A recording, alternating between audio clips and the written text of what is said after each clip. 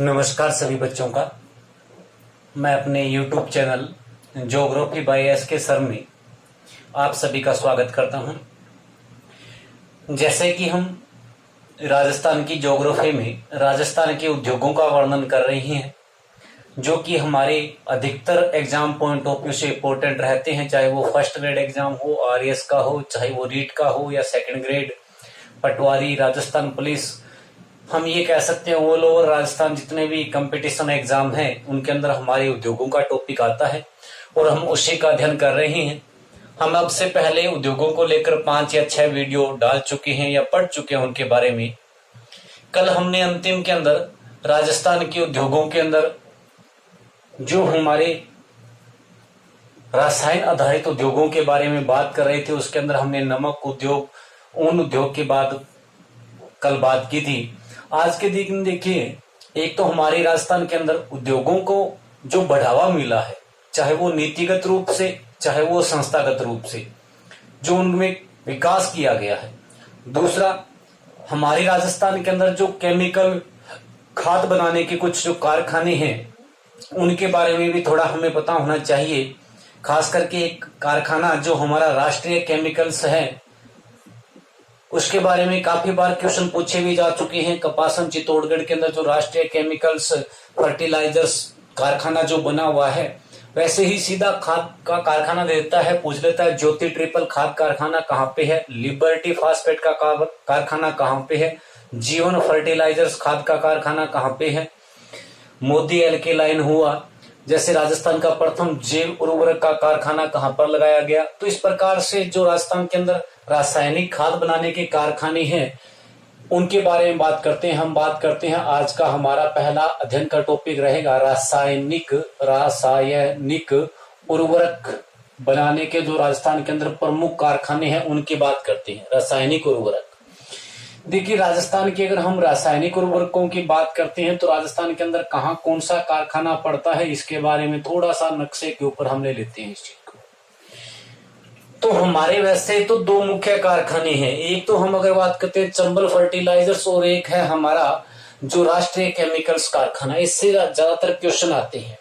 हम बात करते हैं तो देखिए, सबसे पहले अगर हम बात करते हैं, अभी हमारे जिसकी बात कर रहे थे राष्ट्रीय केमिकल्स एंड फर्टिलाइजर्स।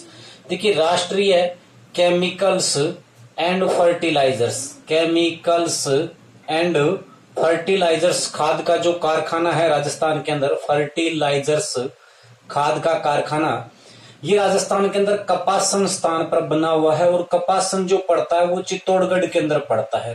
कपासन जो है वो कहाँ पे है, चित्तौड़गढ़ के अंदर। अगर हम बात करते हैं तो ये डीएपी खाद बनाने का कारखाना है। यहाँ से यूरिया यानी डीएपी खाद का क्या है, निर्माण किया जाता है। और राजस्थान में अगर हम बात करते हैं डीएपी खाद का बनाने का ये जो कारखाना है, देखिए ये हमारे राज्य सरकार और केंद्र सरकार दोनों का एक सहायक उपक्रम है, जिसके अंदर 51% और 50% भागीदारियां जो हमारी यहाँ पर 51 और 49 की भागीदारी है। इसका भी थोड़ा सा ध्यान रखना, कभी पूछा नहीं गया। 51% और 49% राजस्थान सरकार और केंद्र सरकार का संयुक्त ये उपक्रम है। हमसे ज्यादातर क्वेश्चन आता है राष्ट्रीय केमिकल फर्टिलाइजर्स कहाँ बना हुआ है, तो ये कहाँ पे है, कपासन चित्तौड़गढ़। और किसका कारखाना है, डीएपी खाद बनाने का जो कारखाना है। देखिए डीएपी खाद बनाने का ही एक कारखाना है जिसको हम चंबल फर्टिलाइजर्स के नाम से पढ़ते हैं, चंबल फर्टिलाइजर्स। और चंबल फर्टिलाइजर्स की बात करते हैं तो ये आपका यहाँ पर गड्डेपान कोटा में पड़ता है। चंबल फर्टिलाइजर्स एंड खाद, अगर हम कहें फर्टिलाइजर्स, ये जो कारखाना है चंबल फर्टिलाइजर्स, ये पड़ता है गड्डेपान कोटा के अंदर। गड्डेपान स्थान पड़ता है और ये कहाँ पे है, कोटा में। देखिए चंबल फर्टिलाइजर्स गड्डेपान कोटा के अंदर पड़ता है। और इसकी भी बात करें तो ये भी क्या है, डीएपी खाद बनाने का ही कारखाना है। ये भी क्या है, डीएपी खाद बनाने का कारखाना है। परंतु ये ध्यान रखना, यह निजी क्षेत्र का देश का सबसे बड़ा निजी क्षेत्र का देश का सबसे बड़ा डीएपी खाद बनाने का कारखाना है। ये तो अगर हम कहें राष्ट्रीय केमिकल जो केंद्र सरकार और राज्य सरकार की एक संयुक्त उपक्रम है डीएपी खाद बनाने का, जो कपासन चित्तौड़गढ़ में है।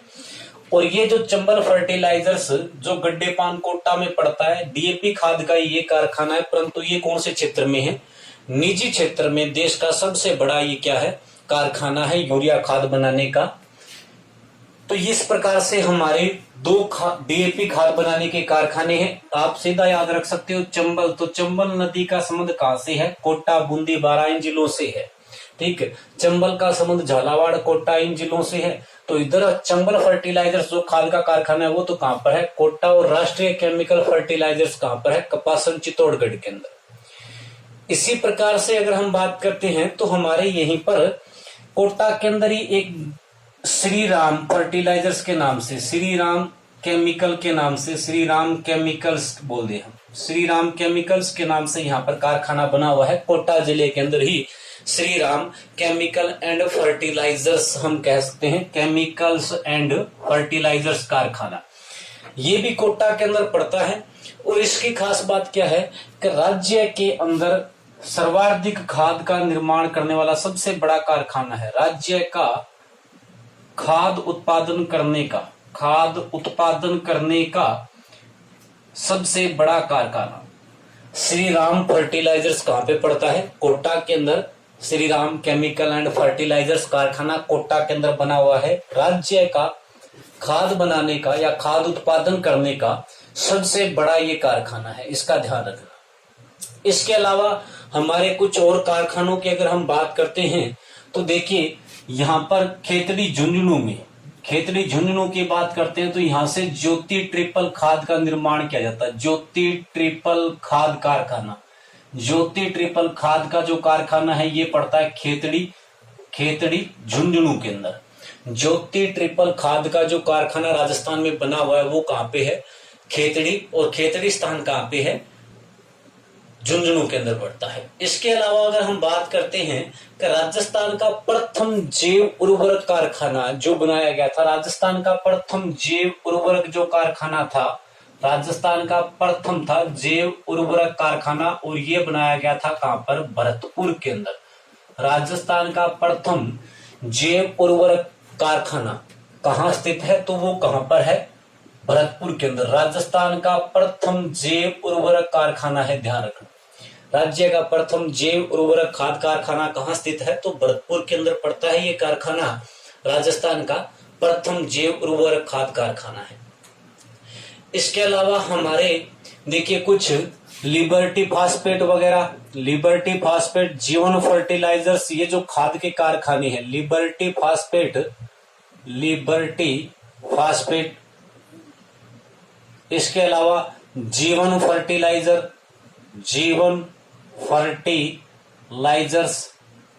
ये जो खाद का कारखाना है, लिबर्टी फास्फेट, जीवन फर्टिलाइजर्स, ये दोनों जो खाद के कारखाने हैं ये कहां पे है? उदयपुर के अंदर है। इसके अलावा अगर हम कहते हैं हिंदुस्तान जिंक लिमिटेड का जो एक कारखाना है, जिंक स्मेल्टर के नाम से जो एक यहाँ पर संयंत्र लगा हुआ है, हिंदुस्तान जिंक स्मेल्टर, तो ये भी कारखाना कहां पे पड़ता है? उदयपुर के अंदर।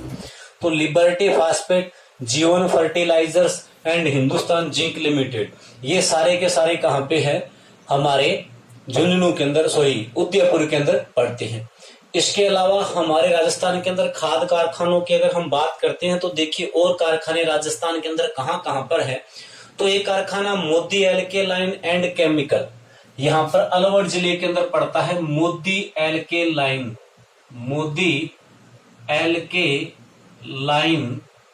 And chemicals, Modi alkaline and chemicals, और ये कारखाना जो है वो कहां पे है? अलवर के अंदर। मोदी एल्केलाइन एंड केमिकल खाद का कारखाना अलवर के अंदर पड़ता है। यहीं पर एक सल्फ्यूरिक एसिड प्लांट भी लगा हुआ है, सल्फ्यूरिक एसिड प्लांट, और ये भी अलवर के अंदर ही पड़ता है। सल्फ्यूरिक एसिड प्लांट और मोदी एल्केलाइन खाद कारखाना दोनों अलवर के अंदर। तो इस प्रकार से हमारे राजस्थान में प्रमुख जो खाद के कारखाने हैं, एक बार रिपीट कर देता हूं, आपके पास टाइम पड़ा रहेगा, आप स्क्रीनशॉट भी ले सकते हो, वरना नोट कर रहे हो तो नोट भी कर सकते हो। देखिए राजस्थान के अंदर डीएपी खाद के कारखाने दो हैं। अगर हम बात करते हैं, एक तो हमारा राष्ट्रीय केमिकल एंड फर्टिलाइजर्स, राष्ट्रीय केमिकल एंड फर्टिलाइजर्स कपासन, और कहां पे पड़ता है? चित्तौड़गढ़ में। डीएपी खाद का कारखाना है। यह जो उपक्रम है वो राज्य सरकार और केंद्र सरकार का क्या है? संयुक्त उपक्रम है, जिसमें दोनों की भागीदारी 51%, केंद्र सरकार, राज्य सरकार 49%। वहीं पर हमारा एक जो कारखाना है चंबल फर्टिलाइजर्स, ये भी डीएपी खाद का ही कारखाना है। चंबल फर्टिलाइजर्स गड्डेपान कोटा में बना हुआ है। ये भी क्या है? डीएपी खाद का कारखाना, परंतु यह किस क्षेत्र का है? निजी क्षेत्र का, देश का सबसे बड़ा डीएपी खाद का कारखाना है। कोटा के अंदर ही Shri Ram chemicals and fertilisers पड़ता है। खाद का कारखाना है, श्री राम के नाम से कोटा जिले के अंदर ही बना हुआ है। जो राज्य का हम ये कहें सबसे बड़ा खाद उत्पादन करने का कारखाना है। राज्य का सबसे बड़ा खाद उत्पादन करने का कारखाना कौन सा है? श्री राम फर्टिलाइजर्स। हम बात करते हैं हिंदुस्तान जिंक लिमिटेड, लिबर्टी फास्फोर्ट खाद का कारखाना और जीवन फर्टिलाइजर्स। ये जो 3 खाद के कारखाने हैं वो हमारे उदयपुर जिले के अंदर। वहीं पर राजस्थान का प्रथम जैव उर्वरक खाद का जो कारखाना था वो भरतपुर के अंदर लगाया गया था। ज्योति ट्रिपल खाद का कारखाना खेतड़ी झुंझुनू के अंदर बना हुआ है। वहीं पर सल्फ्यूरिक एसिड प्लांट और मोदी एल्केलाइन केमिकल्स वृक्ष जो है दोनों के दोनों अलवर के अंदर पड़ते हैं। तो आप इसका स्क्रीनशॉट भी ले सकते हो, वरना आप नोट भी अगर किसी बच्चे ने कर लिया तो अच्छी बात है। जो स्क्रीनशॉट लेना चाहता है वो स्क्रीनशॉट ले लीजिए।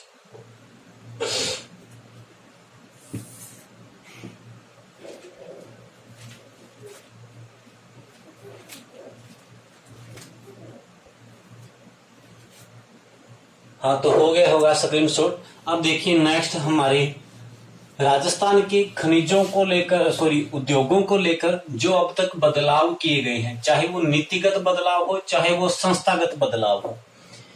छोटे एग्जामों में सीधा ही पूछ लिया जाता है नीतिगत बदलावों के अंदर कि राजस्थान की प्रथम उद्योग नीति कब अपनाई गई थी या नवीनतम उद्योग नीति कब अपनाई गई। इस प्रकार से प्रश्न आ जाते हैं। थोड़ा सा बड़ा लेवल होता है तो क्वेश्चन भी अच्छे बन सकते हैं। कभी प्रथम उद्योग नीति के अंदर क्या बदलाव किया गया, उसका उद्देश्य क्या था, किसके समय लागू की गई, या संस्थागत जो बदलाव हैं उनको लेकर, जैसे रासिको है, रिको है, आरएफसी है, रूडो है, तो उनके बारे में थोड़ा सा हमें पता होना चाहिए। हम बात करते हैं राजस्थान के खनिजों को उद्योगों को लेकर 2 प्रकार से बदलाव है। सबसे पहले हम पढ़ते हैं राजस्थान के उद्योगों में क्या नीतिगत बदलाव, क्या क्या नीतियां अब तक बनाई गई है, या नीतिगत बदलाव हम सीधा कहें राजस्थान की औद्योगिक नीतियां। हमारा टॉपिक क्या रहेगा? राजस्थान की औद्योगिक नीतियां। और राजस्थान की औद्योगिक नीतियों की बात करते हैं तो राजस्थान में अब तक हमारे राजस्थान के अंदर 5 औद्योगिक नीतियों को अपनाया जा चुका है। राजस्थान के अंदर अब तक कितनी औद्योगिक नीतियों को अपना लिया गया है? 5 औद्योगिक नीतियों को अपना लिया गया है। और एक राजस्थान सरकार ने निवेश प्रोत्साहन नीति भी अपना ली है। निवेश प्रोत्साहन नीति बात करेंगे क्या है। तो इस प्रकार से राजस्थान में अब तक उद्योगों को बदलने के लिए 6 औद्योगिक नीतियां हम टोटल कह सकते हैं बनाई जा चुकी है। अब हम पढ़ते हैं कि राजस्थान के अंदर प्रथम जो औद्योगिक नीति थी उसकी स्थापना या कब अपनाई गई। तो राजस्थान में जो प्रथम औद्योगिक नीति है वो 24 जून 1978 को अपनाई गई। राजस्थान की जो प्रथम औद्योगिक नीति थी वो 24 जून 1978 को अपनाई गई। और इस समय हमारे जो मुख्यमंत्री थे वो कौन थे? भैरव सिंह शेखावत के समय। भैरव सिंह शेखावत के समय यह हमारी क्या थी? औद्योगिक नीति अपनाई गई थी, शेखावत के समय।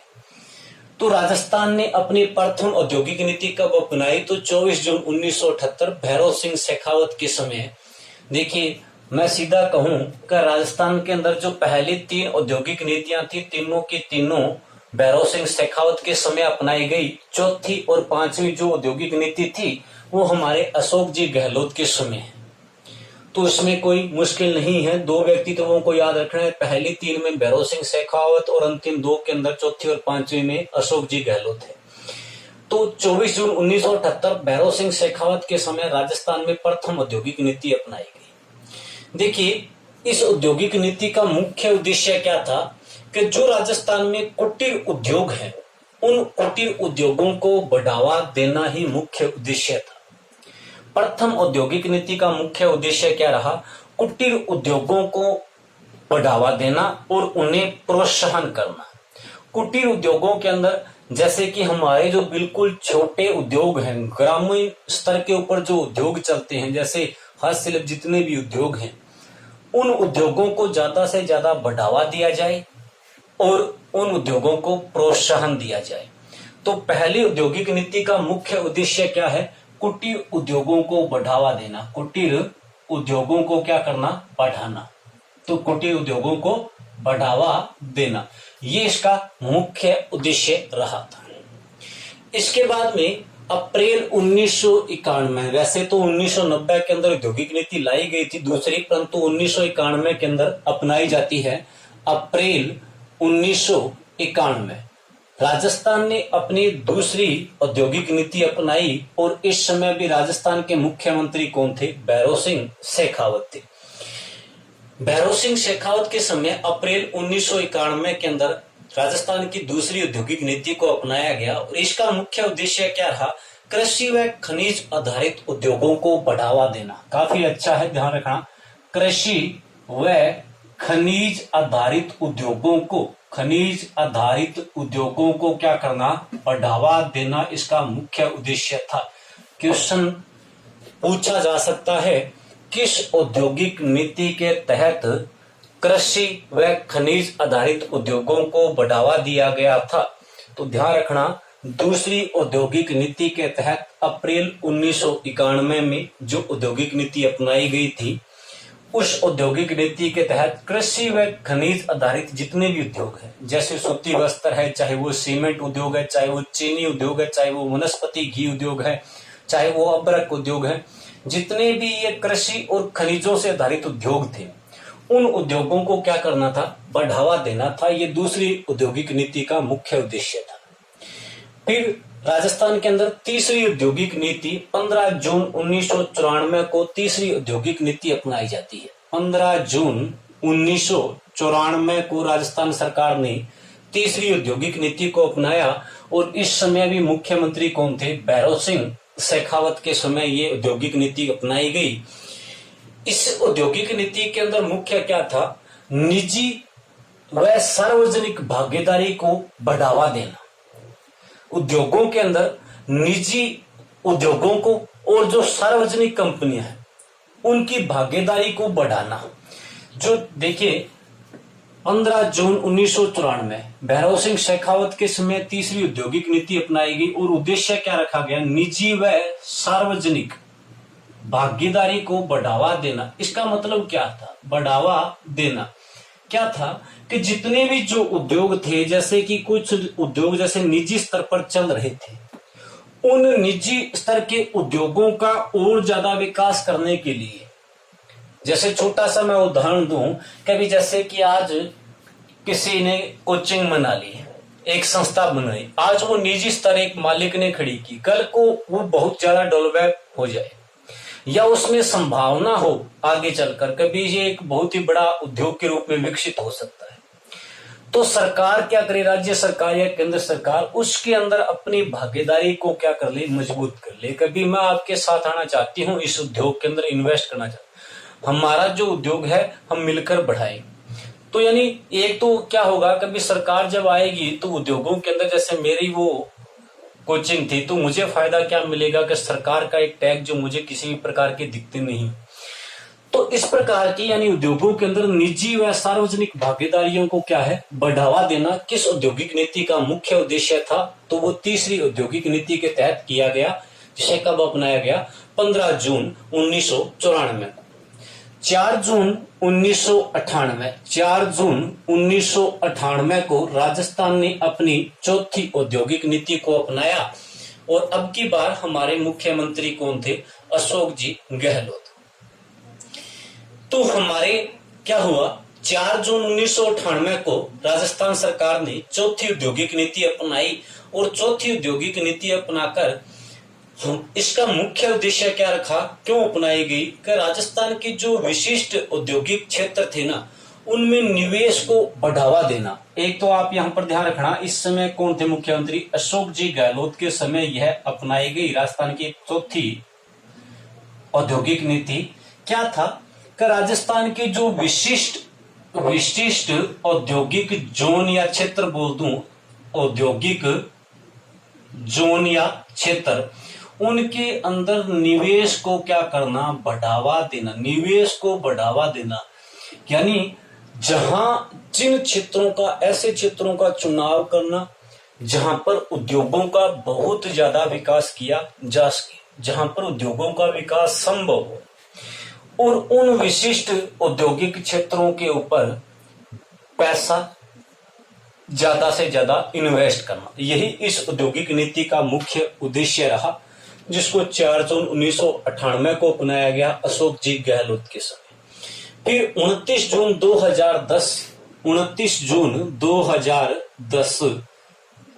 जून 2010 राजस्थान ने अपनी 5वीं औद्योगिक नीति, और हम ये कहें अब तक अंतिम औद्योगिक नीति, यही नवीनतम है, यही अंतिम है। राजस्थान ने अपनी 29 जून 2010 को नई औद्योगिक नीति अपनाई, और इस समय भी कौन थे, अशोक गहलोत के समय ये औद्योगिक नीति अपनाई गई। इसका मुख्य उद्देश्य क्या था, राजस्थान की 5वीं औद्योगिक नीति, इसका क्या था कि आधारभूत ढांचे का विकास करना, उद्योगों के लिए एक आधारभूत ढांचा होना चाहिए। जैसे कि हमारे आज किसी भी काम को अगर हम करना प्रारंभ करें, अगर उसकी रूपरेखा सही नहीं होगी, उसका सिस्टम सही नहीं होगा, चाहे वो शिक्षा ही हो, हम 2 दिन तो बड़े 24-24 घंटों में से 20-20 घंटे पढ़ गए, परंतु बाद में हमने 2 दिन ऐसे आए कि हम 2 घंटे भी बुक को टाइम नहीं दे पाए, तो ये हमारा सिस्टम जो है ये ज्यादा समय तक नहीं चल पाएगा, इससे हमें कामयाबी नहीं मिलेगी। और एक हमारा सिस्टमेटिक यानी आधारभूत इस प्रकार का बनाए हम, कभी हमें चाहे 4 ही घंटे का टाइम मिले पर वो कंटिन्यूस होनी चाहिए। और वैसा ही क्या था, उद्योगों के अंदर भी आधारभूत ढांचा जो उद्योगों का था उसको क्या करना था, मजबूत करना था। आधारभूत ढांचे का विकास करना या उसे क्या करना, मजबूत करना, ये कौन सी औद्योगिक नीति में अपनाया गया, 5वीं औद्योगिक नीति के अंदर।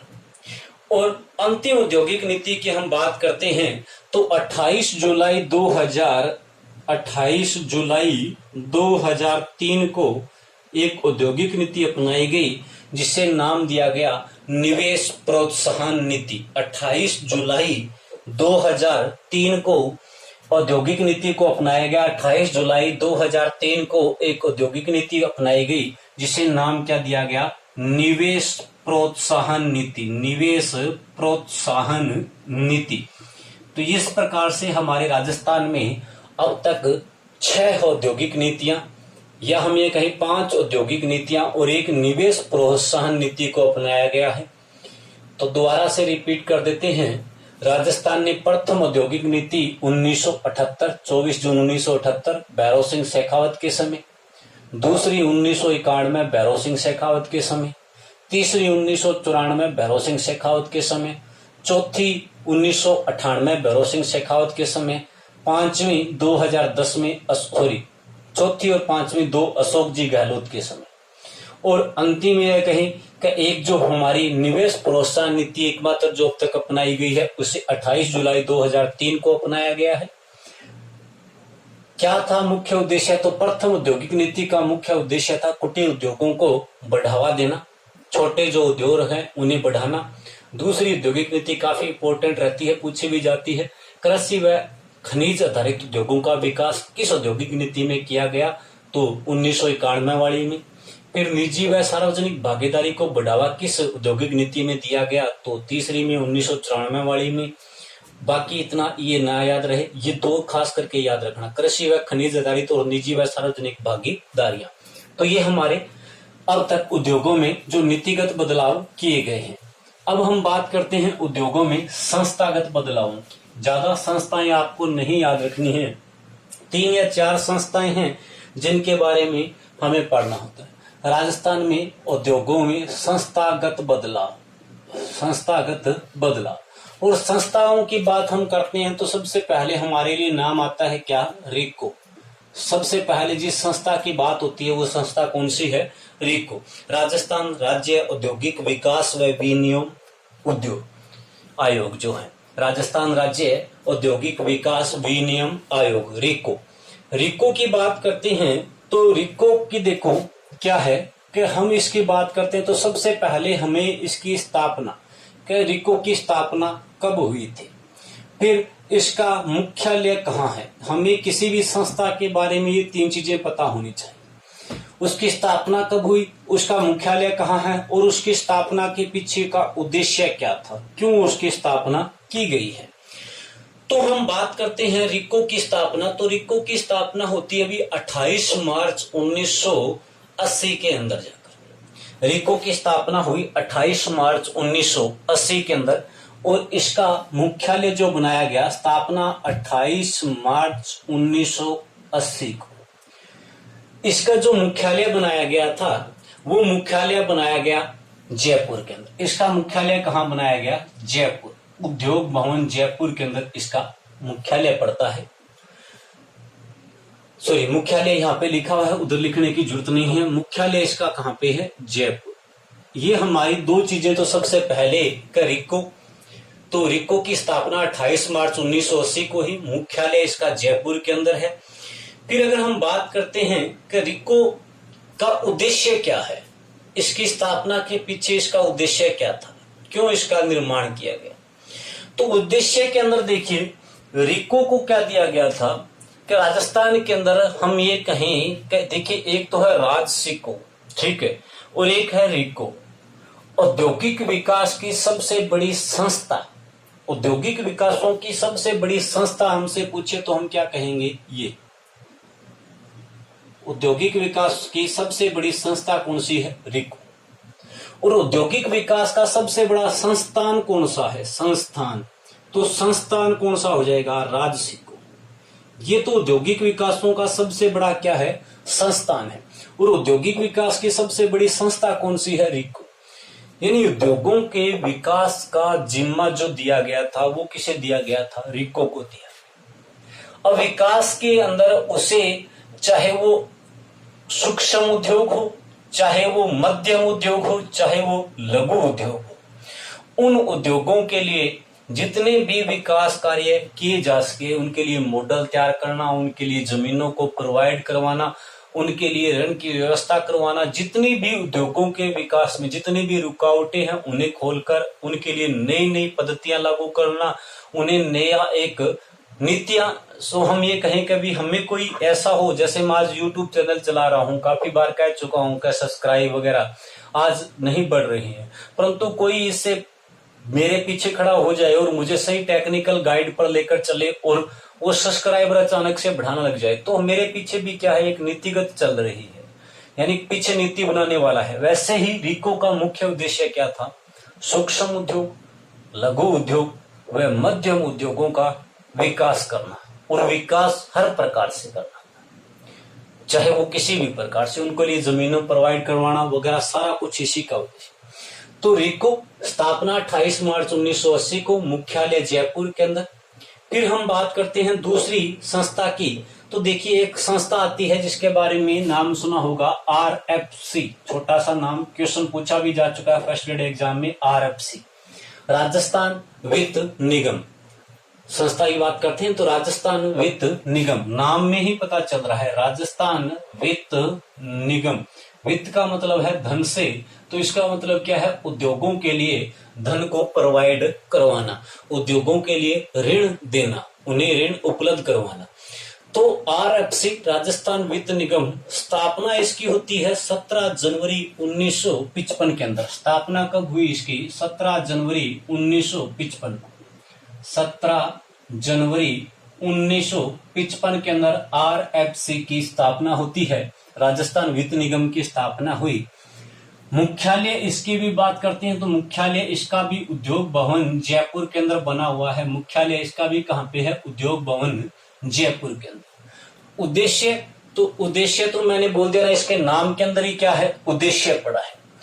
उद्योगों को दीर्घकालीन समय के लिए, छोटे समय या दीर्घकालीन समय के लिए, देखिए दीर्घकालीन लंबे समय के लिए क्या है, ऋण उपलब्ध करवाना हो, चाहे वो उद्योग किसी भी प्रकार का हो, मध्यम उद्योग हो, चाहे लघु उद्योग हो, चाहे वो कोई सा भी उद्योग हो, उन उद्योगों को दीर्घकालीन समय के लिए ऋण उपलब्ध करवाने का काम कौन करता है? आरएफसी। तो यहां पर ध्यान रखना, इसका उद्देश्य तो रिको का क्या है? उद्योगों का विकास करना। आरएफसी क्या करती है? उद्योगों को ऋण उपलब्ध करवाती है। आरएफसी राजस्थान वित्त, वित्त का मतलब है धन, धन उद्योगों को धन देना। ठीक है, तो इसके बाद में हमारे सामने एक संस्था और बस्ती है जिसका नाम वैसे नीचे लिखा हुआ है राजसिको। उसके बारे में थोड़ी सी और देख लीजिए। राजसिको के बारे में, राजसिको के बारे में बात करते हैं तो देखो, राज RAJ सिको SICO, शायद सही होना चाहिए, राजसिको। इसमें राजसिको में डबल आई सही होगा, राजसिको। इसकी अगर बात करते हैं तो वही सबसे पहले हमारे सामने क्या है कि स्थापना कब हुई इसकी, फिर इसका मुख्यालय कहाँ है और इसकी स्थापना के पीछे इसका उद्देश्य क्या था। तीन चीजें हमें पता हो तो हमारा काम आसान हो जाता है। स्थापना की बात करते हैं तो इसकी स्थापना 3 जून को होती है, 3 जून 1961। इसकी स्थापना कब हुई? 3 जून 1961 को राजसिको की क्या होती है? स्थापना होती है। मुख्यालय कहाँ है? तो मुख्यालय कहाँ है? जयपुर में। मुख्यालय कहाँ है? जयपुर के अंदर। मुख्यालय कहाँ है? जयपुर में। उद्देश्य क्या था? राजसिको की स्थापना का उद्देश्य क्या था? तो राजसिको की स्थापना का उद्देश्य, अभी जैसे मैंने आपको कहा था, ये तो क्या है? संस्थान है। और वो क्या है? रिको क्या है? संस्था है। रिको तो इसके विकास के लिए क्या करेगी? कार्य। परंतु ये संस्थान है, इसलिए नई नई पद्धतियों का निर्माण, जैसे रिको जैसी और संस्थाओं का निर्माण करना, उद्योगों के विकास के लिए जितनी भी दृढ़ योजनाएं बनाई जा सके, नीतियों को लागू करना, संस्थाओं का निर्माण करना, उनके उद्देश्यों को बढ़ाना, उद्देश्यों की पूर्ति करना, ये सारे कार्य इन संस्थाओं के अंदर जारी किए जाते हैं, जो बाद में हमें नीतिगत रूप में देखने को मिलते हैं। इस बार इतना लक्ष्य रखा गया है, उद्योगों से ये रखा गया, तो वो सारे। इसके बाद में अंतिम एक बचता है आपका रूडो, जिसकी स्थापना अप्रैल 1900 RUDA रूडो, जिसकी स्थापना अप्रैल 1955 के अंदर होती है। लिख देता हूं, चलो, रूडा RADU, ये रूडा अप्रैल 1955 के अंदर इसकी क्या हुई थी? स्थापना हुई थी। इसकी भी बात करते हैं तो ये एक ग्रामीण नाबार्ड बैंक क्षेत्र है। नाबार्ड का एक ग्रामीण बैंक क्षेत्र है जो क्या है? कृषि लोगों आधारित जो जीवन जीते हैं, या हम ये कहें कि ग्रामीण क्षेत्रों में जो गैर कृषि, ग्रामीण क्षेत्रों में जो गैर कृषि लोगों को आजीविका के माध्यम उपलब्ध करवाता है। दोबारा सुन लीजिएगा, ग्रामीण क्षेत्रों में जो गैर कृषि लोगों को आजीविका के साधन उपलब्ध करवाने का कार्य कौन करता है? रूडो, जिसकी स्थापना अप्रैल 1955 में हुई थी। एक थोड़ा सा ध्यान रखना, अभी हमने RFC की बात की थी, राजस्थान वित्त निगम, जिसकी स्थापना के बारे में पढ़ा था 17 जनवरी 1955, मुख्यालय उद्योग भवन जयपुर के अंदर। हमने कहा था ऋण उपलब्ध करवाता है। कुछ योजनाएं भी उन RFC के द्वारा लागू की गई थी, उनसे भी एक बार क्वेश्चन पूछा गया था। सिलपबाड़ी योजना के बारे में पूछ लिया गया था, किसके द्वारा लागू की गई है। तो थोड़ा सा एक दो योजनाएं हैं, मैं नाम बोल रहा हूं, उन योजनाओं के ऊपर थोड़ा सा बस पढ़ लेना, ज्यादा कभी इतना डीपली जाता नहीं है, एक एग्जाम में आ गया था। एक तो देखिए सैमफैक्स योजना है, योजना का नाम क्या है? सैमफैक्स योजना। सैमफैक्स योजना, ये योजना किसकी है? RFC के द्वारा जारी की गई थी। RFC की ही योजना है, सैमफैक्स योजना RFC की ही। योजनाओं को थोड़ा सा ध्यान में रखना। एक है टेक्नोकैट योजना, टेक्नोकैट योजना, टेक्नोकैट योजना, ये भी RFC की योजना है, टेक्नोकैट योजना। इसके अलावा शिल्पकारी योजना, शिल्पकारी योजना, शिल्पकारी योजना, ये तीन खास करके आप ध्यान रखना। एक तो है सैमफैक्स योजना, RFC के द्वारा लागू की गई, टेक्नोकैट योजना RFC के द्वारा, और शिल्पकारी योजना RFC के द्वारा। तो ये हमारे उद्योग, राजस्थान में औद्योगिक स्थिति कैसी है, राजस्थान में उद्योगों का क्लासिफिकेशन, वर्गीकरण, किस प्रकार के कितने उद्योग है, फिर राजस्थान में जो जो उद्योग थे उनकी हमने एक एक उद्योगों की बात की। राजस्थान में उद्योगों में आज की बदलती प्रवृत्तियों में नीतिगत बदलाव और संस्थागत बदलाव। तो इस प्रकार से हमारा राजस्थान का उद्योगों का टॉपिक जो है वो कंप्लीट होता है। नेक्स्ट क्लास के अंदर नए टॉपिक के साथ मिलते हैं। धन्यवाद, जुड़े रहिए मेरे YouTube चैनल से। आज के लिए इतना ही, मिलते हैं नेक्स्ट क्लास में।